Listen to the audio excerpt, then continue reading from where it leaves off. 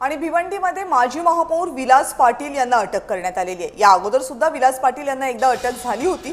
आता एका प्रकरणामध्ये अटक करण्यात आल्यानंतर त्यांना कोर्टात हजर करण्यात आलं। त्यांच्या अटकेनंतर भिवंडी बंदची हाक देण्यात आली आहे। कोणार्क विकास आघाडीच्या विलास पाटील यांना अटक करण्यात आलेली आहे। महापौर निवडणुकीमध्ये कोणार्क विकास आघाडीची मतं ही निर्णायक असणार आहेत। भिवंडीमध्ये 20 फेब्रुवारीला महापौर पदाची निवडणूक होणार आहे।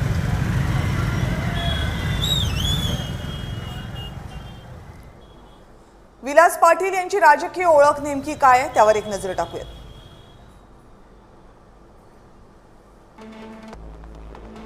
कोणार्क विकास आघाडीचे प्रमुख आहेत विलास पाटील। मनपामध्ये या आघाडीचे 4 नगरसेवक आहेत। भिवंडी महापौर निवडीमध्ये कोणार्क विकास आघाडी ही तिथल्या सध्याच्या जागांचा विचार करता किंगमेकर ठरणार आहे। विलास पाटील यांना अटक झाल्यामुळे राजकीय समीकरण बदलणार का हा सवाल आहे।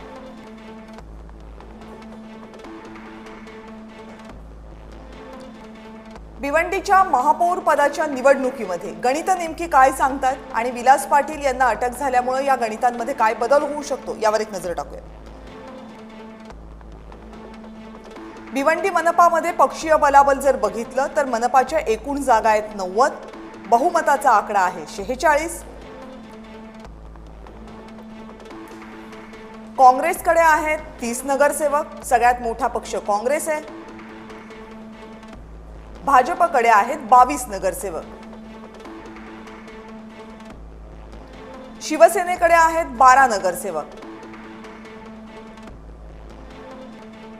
राष्ट्रवादी काँग्रेसकडे शरद पवार यांच्या राष्ट्रवादी काँग्रेसकडे 12 नगरसेवक आहेत। सपाकडे 6 नगरसेवक आहेत, समाजवादी पार्टीचे 6 नगरसेवक आहेत, तर कोणार्क विकास आघाडीचे 4 नगरसेवक आहेत।